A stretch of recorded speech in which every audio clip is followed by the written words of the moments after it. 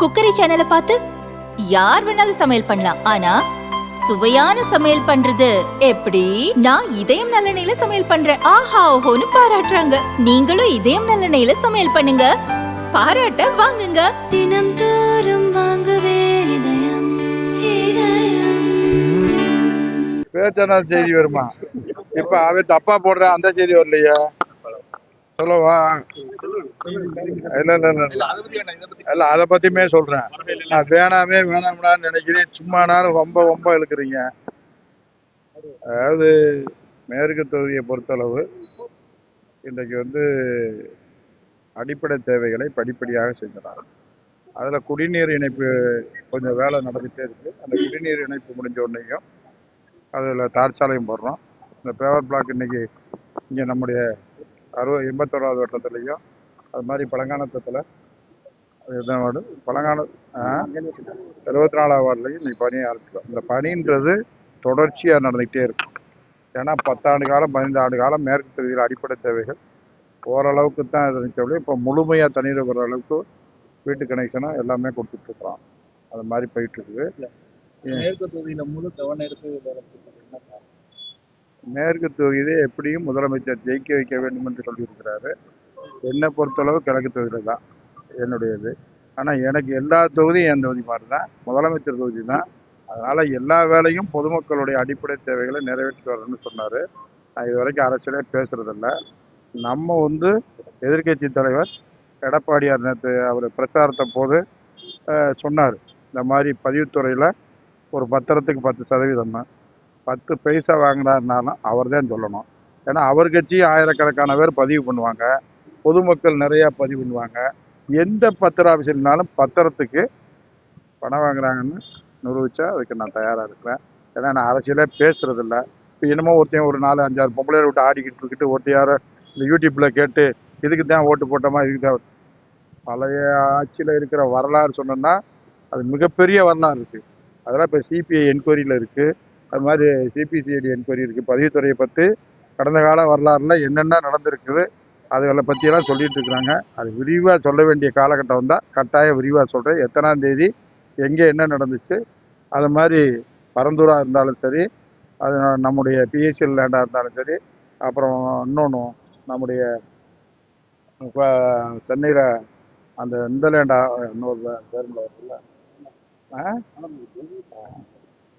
அது சொல்கிறேன். அதுக்கெல்லாம் எந்த வருஷம் எந்த தேதியில் நடந்திருக்கின்ற விவரம்லாம் என்கிட்ட இருக்குது. அது சொல்ல வேண்டிய கட்டம் வந்தால் வருது. திமுக ஆட்சியில் அது மாதிரி எந்த நிலமும் பண்ணலை. தப்பி தவறி சார் பதிவாளரோ யாரோ ஒரு சின்ன தவறு பண்ணாலும் அவங்க மேலே உடனடியாக நடவடிக்கை எடுத்து வந்துக்கிட்டு இருக்கிறார். அதனால் தேர்தலுக்கு அரசியல் பண்ணுறதுக்காக எதை வேணும்னாலும் சொல்லணும்னு சொல்லக்கூடாது. பழைய ஆட்சியினுடைய வரலாறு நிறைய இருக்குது. இங்கே அண்ணன் எப்போ பார்த்தாலும் மதுரையில் என்ன செஞ்சுருக்கீங்க என்ன 8000 கோடிக்கு நலத்திட்டம் வச்சுருக்கோம். 1க்கு 2க்கு இல்லை, 8000 கோடிக்கு இருக்குது. அவர் தொகுதியை பொறுத்தளவு கூட 350 கோடி 400 கோடியில் 2 பாலங்கள் 2 இணைப்பு, ஒரு சாலை ஒரு 170 கோடியில் நடக்குது. அது மாதிரி நம்முடைய 100 கோடி ரூபாயில் ஒரு இணைப்பு பாலம் ஒன்று நடக்குது. அது மாதிரி இப்போ நான் ஒரு 70-80 கோடி, அதுக்கு முன்னுக்கு ஒரு 60. அதனால அண்ணன்ட்ட கொஞ்சம் சொல்லுங்க. 400 கோடி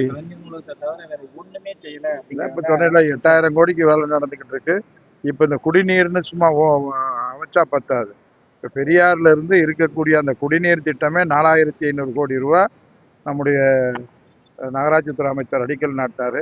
இப்போ இருக்கிற மதுரையில் இருக்க அத்தனை தண்ணி டேங்க், ஓவர் டேங்க்கும் எக்ஸ்டென்ஷன் போகாமல் புறநகர் பகுதியிலையும் ஏறத்தாழ 100 லட்சம் டேங்க் கட்டி அதில் 90% வேலை முடிஞ்சு இப்போ அங்கங்கே இணைப்பு கொடுத்துக்கிட்டே இருக்கிறார்.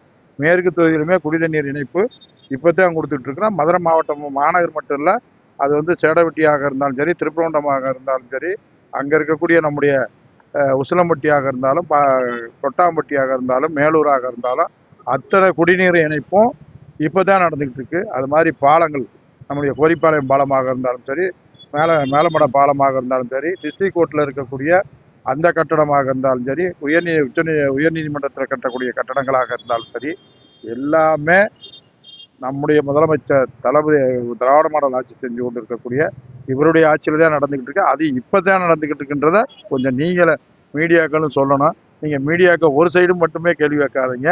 என்ன நடந்துக்கிட்டு இருக்கு, என்ன நடந்திருக்கு, அவர் என்னான்னு இருக்காரு. மேலூரை பொறுத்தவரை மேலூர் பஸ் ஸ்டாண்டும் சரி, கொட்டாம்பட்டி பஸ் ஸ்டாண்டாக இருந்தாலும் சரி, அதே போல் மேலூரில் இருக்க 24 மலை மருத்துவமனையாக இருந்தாலும் சரி, எல்லாமே இப்போ தான் பூரா பண்ணிட்டு இருக்கிறோம். அதனால நான் அரசியல் வேணாம்னு பேசிட்டு போட்டோம்டான்னு விட்டுட்டேன். இன்னைக்கு பார்த்தா யூடியூப்ல ஒரு 5 பொம்பளை எங்கிட்ட ஆடிக்கிட்டு இருக்காங்க, நடுவில் ஓட்டுன்னு சொல்லிக்கிருக்காங்க. இதுக்கு தான் ஓட்டு போட்டோமான்னு.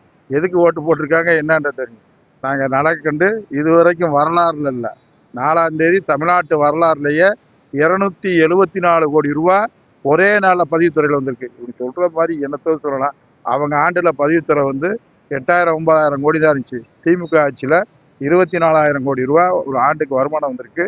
இந்த ஆண்டு 26,000 கோடி ரூபா வரும். சும்மாலாம் வராது. அவ சொல்கிற மாதிரி அவ்வளோ பாசமாக இருக்கு. நான் தான் அன்னைக்கே உங்கள்கிட்ட மீடியாவில் சொன்னேன், எங்களுக்கு இந்த மாதிரி புத்தியே கிடையாது. அதான் இது மாதிரி எங்களுக்கு எந்த கட்சி கூட்டம் நடத்தினாலும் எந்த கட்சி நிகழ்ச்சி நடத்தினாலும், இப்போ நீங்கள் சொல்கிறீங்களே நடு ரோட்டில் நின்று தான் பேசுனாங்க, நடு ரோட்டில் தான் நின்றாங்க, போக்குவரத்து நாங்கள் எதுவுமே சொல்லலையே, நாங்கள் என்னமே பண்ணலையே. எந்த கட்சியாக இருந்தாலும் சரி, சும்மானாலும் நீங்கள் அவர் அழகான நண்பர் சொல்கிறாரு, வந்தவுடனே எல்லா பேரும் உங்களை தான் எங்களை என்ன செய்யணும்னு நீங்கள் மீடியா தான் சொல்லணும். இந்த இப்படி வந்தது எங்களுக்கு மக்களுக்கு தேவையான இந்த மாதிரி பேவர் பிளாக் போட, ராடு போட, இந்த இது கொடுக்க, தண்ணி கொடுக்குறீங்களான்னு இந்த வேலை தான் நாங்கள் பார்த்துட்டு இருக்கிறோம்.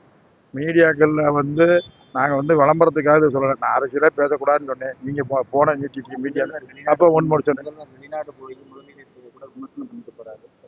இதுக்கு நாங்கள் என்ன சொல்கிறது? நடந்துக்கிட்டு இருக்கா இல்லையா? இப்போ நீங்களே மனச்சாட்சியோட சொல்லுங்கள். பத்திரிகை துறை நண்பர்கள் எங்களோட தான் இருக்கிறீங்க. உங்களுடைய ஸ்டாலின் அந்த திட்டத்தில் காலையில் 9 மணிக்கு வர்ற வருவாய்த்துறை அதிகாரிகள் சாயந்தரம் வரைக்கும் அத்தனை மக்களுக்கு அத்தனை மனுவும் பண்ணுறாங்களா இல்லையா? நலங்காக்கும் ஸ்டாலினுக்கு ஒரு முகாமில் எத்தனாயிரம் பேர் கலந்துக்கிறாங்க? இதுக்கெல்லாம் இப்போ ஒரு ஸ்கீமா இல்லையா? அது மாதிரி தாய்மானவர்கள் கொண்டு வந்திருக்காரு. இப்போ எது எடுத்தாலும் மக்கள், இப்போ கலைஞர் உரிமையை கொடுத்துருக்குறோம், அதுக்கு தகுதி உள்ளவர்கள் விடுபட்டு போயிருந்தா கூட அதையும் கொடுக்குறோம். சும்மா ஏதாவது அரசியலே நம்ம பேசுறதுக்காக இல்லை, செயலில் காமிக்கிறோம். என்ன வேணுமாலும் சொல்லட்டும். 2026 தேர்தலில் வரும்போது அந்த தேர்தலில் என்ன ரிசல்ட்டுன்னு நீங்கள் பாருங்கள். சும்மா என்னத்தையாவது பில்டப்லேயே ஓட்டினா வண்டி ஓட்ட முடியாது. நாங்கள் எந்த இதுவும் பில்டப்லாம் ஓட்டுறதில்லை. சும்மானாலும் ஒரு செல்லூர் ராஜன் என் பணம் போனதுக்கு மூட்டி தான் போட்டேன். நான் எந்த போலீஸ் ஸ்டேஷனில் சொன்னேன், அது யாரு பார்த்தா அவர் வேலையை பார்க்குறாரு. எப்பா அவர் அழகா சொன்னார் நிருபர், எது எடுத்தாலும் நான் தானா?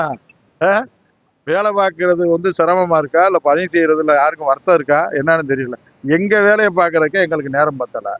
நாங்கள் அந்த வேலையெல்லாம் பார்த்துட்டு இருக்கிறோம். அதனால மாடக்குளம் கம்மாயில வந்து கரையில் போட்டு ஆமாம், தண்ணி இருந்தது, இப்போ தண்ணி இல்லாமல் மீண்டும் தண்ணி நிரப்புறது ஒரு 18ஆம் தேதியிலேருந்து தண்ணி வரும். 18ஆம் தேதி அந்த மேலூர் கால்வாய் திறக்கும் போது திருமங்கலம் கால்வாய் வரும். நீங்கள் ஒரு அடுத்த 1ஆம் தேதி பார்க்கும்போது மாடக்குளங்கமாக தண்ணி நம்பியிருக்கும். அதுக்குன்னு ஒரு காலம் இருக்குது, அவகாசம் இருக்குது. மழை பெய்யறப்ப அந்த தண்ணி திறக்கிறப்ப கட்டாயம் பெருக்க முடியும். வேற என்ன கேள்வி சொல்லு, வேற என்ன செய்யணும்னு சொல்லுங்க. இல்லை உங்க மனச்சாட்சியோட சொல்லுங்க. 10 வருஷம் 5 வருஷம் நடக்காத வேலை மேற்கு தொகுதியில் நடந்திருக்கா இல்லையா? இல்லை மக்களுக்கு இல்லை பூராமே நீங்கள் வந்து பார்த்துட்டு அதுக்கு பதில் நீங்களே சொல்லுங்க ரிசல்ட். சும்மா ஏதாவது கேள்வி கேட்டு என்னத்தாவது நாங்கள் என்ன மாதிரி சொல்கிறோமா, யாரை பற்றியாவது பேசுகிறோமா? என்ன 2 அமைச்சர் என்ன செஞ்சாருங்க அண்ணன் கேட்டுக்கிட்டே இருக்காரு. இத்தனாயிரம் கோடிக்கு வேலை நடந்திருக்கு, இத்தனாயிரம் கோடிக்கு வேலை நடந்துக்கிட்டு இருக்கு. அது எந்த தேதியில் எந்தெந்த இதுக்கு எவ்வளோ பணம் என்ன வரும் என்னென்ன சொல்கிறேன். பதிவுத்துறையை பொறுத்தளவுக்கு எந்த பதிவுலையும் திமுக ஆட்சி வந்ததுக்கு பின்னுக்கு தவறான பத்திரம் எந்த பத்திரமும் யாருடைய தலையீடு இருக்காது, யாரும் சொன்னதில்லை. 1 2 யாராவது ஒரு சின்ன அதிகாரிகள் யாராவது தவறுன்னு தெரிஞ்சால் அன்னைக்கே நடவடிக்கை எடுத்திருக்கிறோம். அதனால் கொஞ்சம் தெளிவுபடுத்தி சொல்லுங்கள். இல்லை நீங்கள் யாரும் பத்திரப்பதிய போனப்போ உங்களை யாராவது பதிய போனாங்கன்னா 10% வாங்குறாங்களான்னு கேளுங்க. இல்லை அவங்க கட்சிக்காரங்க பத்திரம் பதிய போனால் கூட அதுக்கு பணம் கேட்குறாங்களான்னு கேளுங்க. சும்மா என்னத்தையாவது ஒரு நாளைக்கு 10% 2,74,000 கோடினா அப்போ ஒரு நாளைக்கு எவ்வளோ வருது? 27 கோடி ரூபா வருதா? என்னத்தையாவது சொன்னால் எவ்வளவு? 10% எவ்வளவு? ஒரு நாளைக்கு 27 கோடி ரூபாயா? இல்லைங்க, நான் கேட்கறதுக்கு பதில் சும்மா ஒன்றும் ஜோக்கு இல்லை. 4ஆம் தேதி ஒரு நாளில் 274 கோடி இருக்கு. அப்போ எத்தனை பத்திரமா இருக்கும்? அந்த பத்திரத்துக்கு ஆனால் அந்த அமௌண்ட்டுக்கு 10% வாங்கணும்னு சொல்கிறாங்க. என்னத்தையாவது கணக்கு வழக்கு இல்லாமல் என்ன வேணும்னாலும் சொல்லலாம்னு சொன்னால் அது தவறாக போயிடும். நாங்கள் போனோம், இந்த பத்திர விஷயத்தில் கேட்டாங்க, இன்னும் சொல்கிறதுக்கு தயாராக இருக்கோம், இது தலையிட அது தேவையில்லை. விளம்பரம் மக்களே தெரிஞ்சுக்கிறாங்க. விளம்பரத்தை வச்சு மட்டும் வண்டி ஓட்டுறதில்லை, செயல்பாடு மட்டும்தான். நீங்கள் இன்னைக்கு தயவு செய்து 10 மணிக்கு மேலே இங்கே மதுரையில் ஒரு 10 ஆஃபீஸ்க்கு போங்க. அதை நீங்களே கேட்டுட்டு நீங்களே ரிசல்ட்டை போங்க. சண்டையில் ரூரல் இன்னைக்கு நாளைக்கு போங்க. நாளைக்கு போங்க. இது உடனே இதில் நாளைக்கு போக நான் சொல்றேன். மீடியா இல்லை எங்கேனாலும் போக சொல்லுங்க. தமிழ்நாட்டில் எந்த 10 ஆஃபீஸ்னாலும் போக சொல்லுங்க.